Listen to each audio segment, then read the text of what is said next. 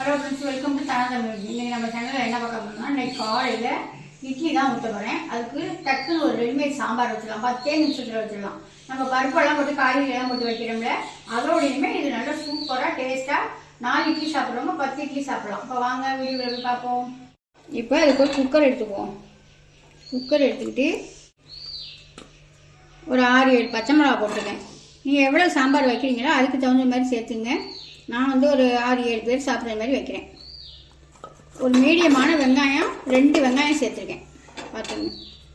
தக்காளி வந்து ஒரு 6 தக்காளி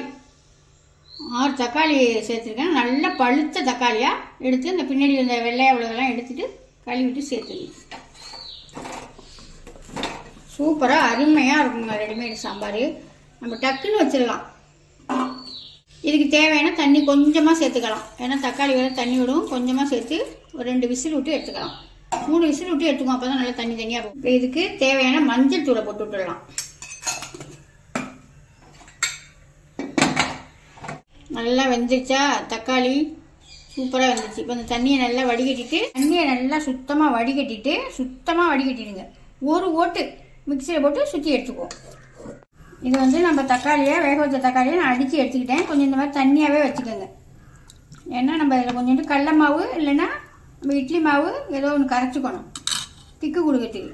நம்ம என்ன சேர்க்கணும்னு காமிக்கிறோம். தாளிக்கிறதுக்கு கொஞ்சோண்டு கடுகு, கொஞ்சோண்டு ஜீரகம், ஒரு 10 வெந்தயம் வச்சுருக்கேன் பாருங்கள்.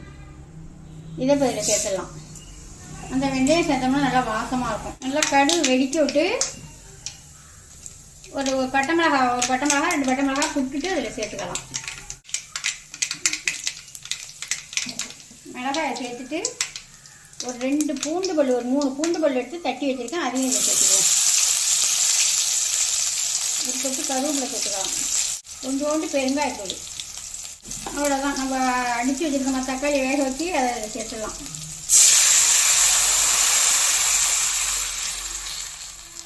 கொதி வரட்டும். அப்புறமா என்ன செய்யணும்னு காமிக்கிறேன். தேவையான உப்பை போட்டு விட்டுடலாம். நல்லா கொஞ்சம் தண்ணியாக வச்சுக்கிட்டு இட்லியை ஊற்றி நிறைய தொட்டு சாப்பிடணும். அப்போ தான் ரொம்ப ருசியாக இருக்கும். அது நல்லா சாப்பிடலாம். சாம்பார் நல்லா கொதிக்குதா? ரெடிமேட் சாம்பார். இது நம்ம வீட்டில் ரெடி பண்ண சாம்பார் பொடி. அதில் ஒரு 1.5 ஸ்பூன் கிட்ட போட்டுக்கலாம். இதை போட்டு விட்டுட்டு இப்போ இதில் என்ன சேர்க்க போகிறேன்னா இட்லி மாவு தான் கொஞ்சம் சேர்க்க போகிறேன். கலர்ஃபுல்லாக இருக்கு பார்த்தீங்களா அந்த பொடியை போட்டதுமே. இது வந்து 2 சாம்பாருக்குமே போடலாங்க. இட்லி சாம்பாருக்கும் போடலாம், சாப்பாடு சாம்பாருக்கும் போடலாம். அந்த மாதிரி தான் ரெடி பண்ணி வச்சுருக்கேன். எப்படி அரைச்சி எப்படி பொங்கி வந்திருக்கு பாருங்க. எப்படி இருக்கு பார்த்தீங்களா? இந்த இட்லி மாவை பார்த்தாலே தெரியும் நல்ல இட்லியாக இருக்குமா, பஞ்சு போல இருக்குமா, அழுத்தமாக இருக்குமான்னு இந்த இட்லி மாவை பார்த்தாலே தெரியும். இது எடுக்கையிலே சாஃப்டாக இருக்கும் அந்த மாவு. இந்த மாவில் இவ்வளோ மாவு தேவையில்லை, கொஞ்சமாக சேர்த்துக்கலாம். இவங்க இவ்வளோ தான் சேர்க்கணும். ஒரு 1/2 கரண்டி நல்லா பிடிச்சி கடைஞ்சி விட்டுருவோம்.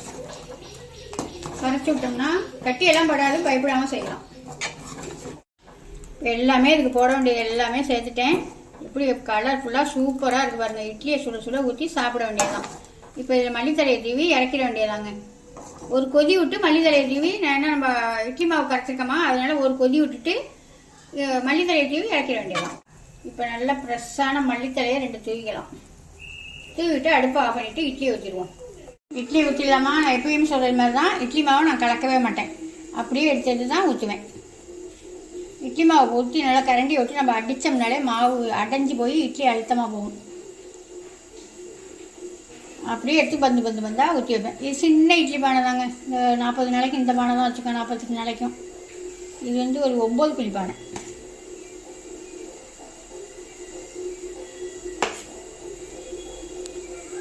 அவ்வளோதான். இட்லி ஊற்றி நல்லா தண்ணி கொதிச்சுக்கிட்டு இருக்கணும். அந்த தண்ணியில் தான் வைக்கணும்.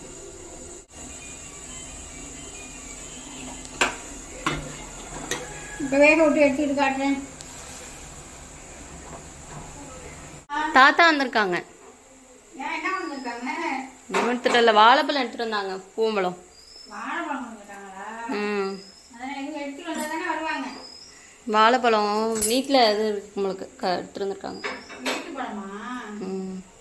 படுத்துருந்துச்சு பார்த்தேன். சாப்பிட சொல்லு. சொல்கிறேன். இங்கே தாத்தா இந்த உட்காந்துருக்காங்க. சாப்பிட்டீங்களாப்பா? சாப்பிட்றப்பா அதுக்குள்ளே இட்லி ஊற்றிவிட்டியா? ஊத்திட்டேன் சார். விஜய் நேரத்துல எழுந்திருக்கிறாப்புல, சாப்பிடுவாப்புல. இதெல்லாம் வீட்லயே படுத்ததா?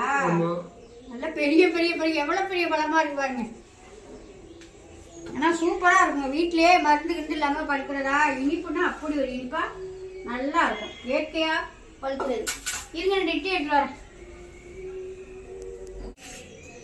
சாப்பிடுங்களாப்பா? சுட சுட இட்லி இருக்கு. எங்க ஊர்ல மழை பெஞ்சு காலையிலாம் சரியான மழை. மழையோட மழையா நேத்தே இதுக்கு மால்ட்டுக்கு சாமான் வாங்கி அனுப்பிச்சிட்டேன். மால்ட்டு கிண்டி முடிச்சிட்டேன். இதே நீ சாப்பிடு.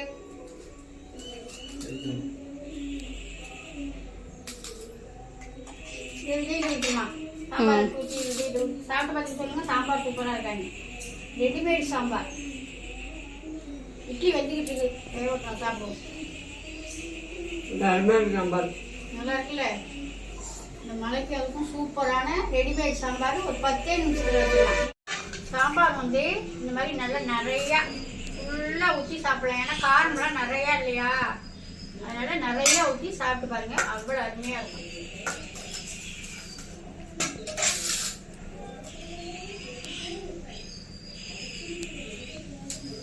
அருமையா இருக்கு.